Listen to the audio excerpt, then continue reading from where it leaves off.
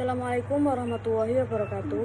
Perkenalkan, nama saya Dayu Aulia Safira dari kelas PAI 6A NIM 11212. Di sini saya akan menerangkan atau menjelaskan tentang tutorial menggunakan SPSS untuk materi ANOVA satu arah atau one way ANOVA. Selanjutnya saya akan menyampaikan terkait pengertian ANOVA satu arah. Prosedur ANOVA satu arah atau one way ANOVA adalah analisis varian dengan satu variabel dependen.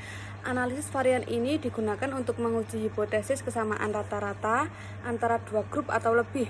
Teknik analisis ini sebenarnya merupakan perluasan dari teknik analisis uji T-do sampel.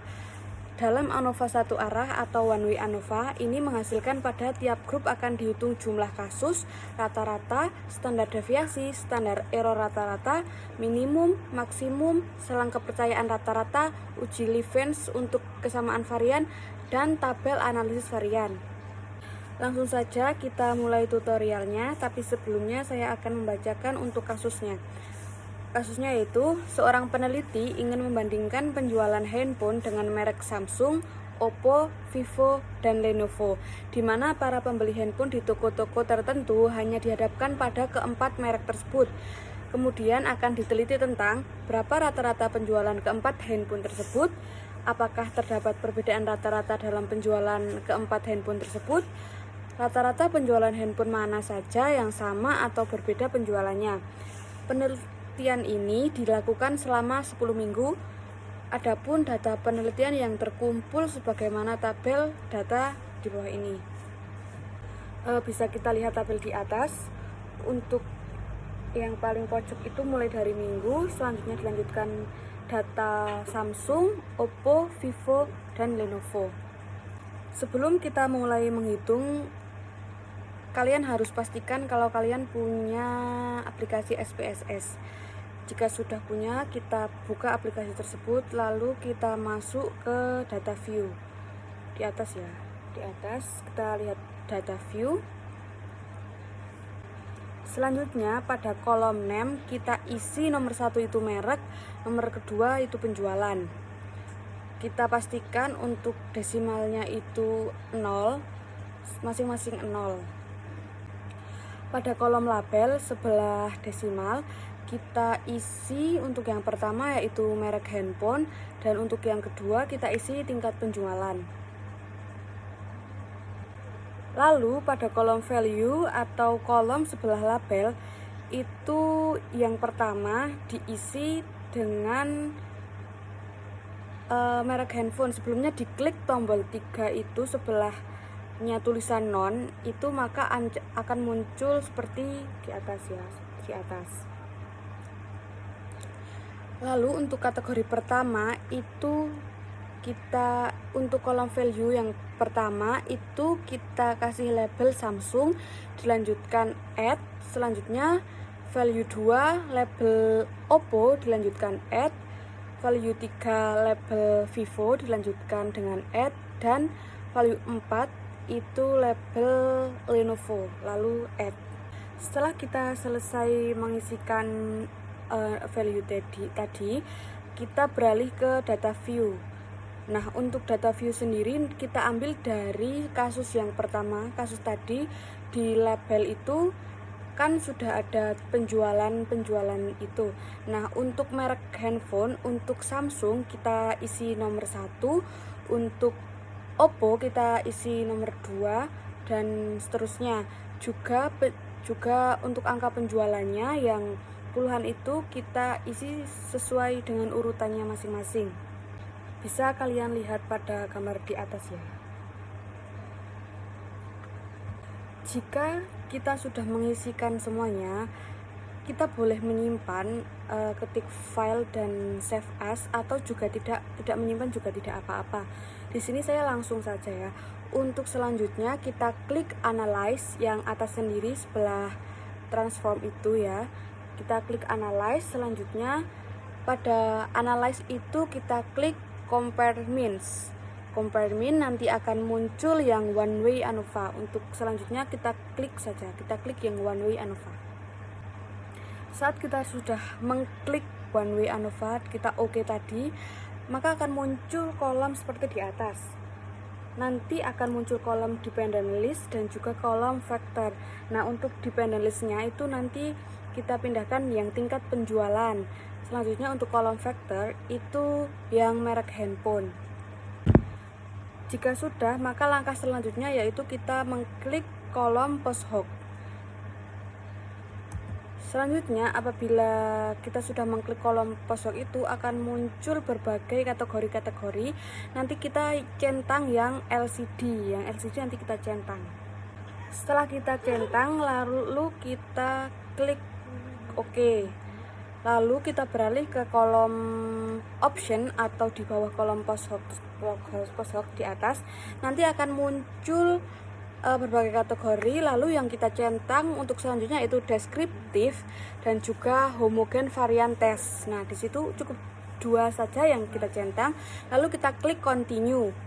Setelah kita klik continue, maka kita klik OK, maka akan keluar hasilnya. Hasilnya bisa kita lihat seperti di atas ya. Untuk yang pertama yaitu deskriptif, selanjutnya ada tabel test of homogeneity of variant, selanjutnya ada yang ANOVA, lalu ada post hoc testnya. Setelah kita sudah ketahui hasilnya tadi, mari kita interpretasikan output SPSS yang kita peroleh tadi. Pada tabel deskriptif membuat banyaknya data masing-masing untuk merek Samsung yaitu 10, Oppo 10, Vivo 10, dan Lenovo 10. Untuk rata-rata prestasi penjualan pada merek Samsung yaitu 45,30, Oppo 41,10, Vivo 39,00, Lenovo 35,70. Pada tabel test of variance memuat data analisis uji kehomogenan varian populasi dan taraf signifikan. Hipotesisnya yaitu H0 varian kelompok populasi adalah sama, HA varian kelompok populasi adalah berbeda. Berdasarkan data kelompok tersebut, maka dapat dilakukan pengujian hipotesis dengan membandingkan taraf signifikan dan diperoleh nilai signifikan sebesar 0,74. Lebih besar dari 0,05.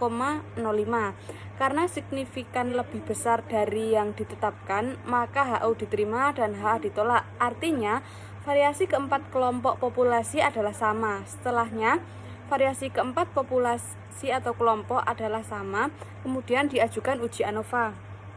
Berdasarkan data tersebut di atas, maka dilakukan pengujian hipotesis dengan 2 cara.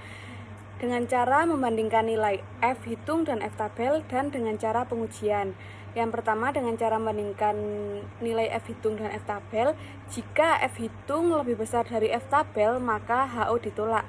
Adapun jika F hitung kurang dari F tabel, maka HO diterima.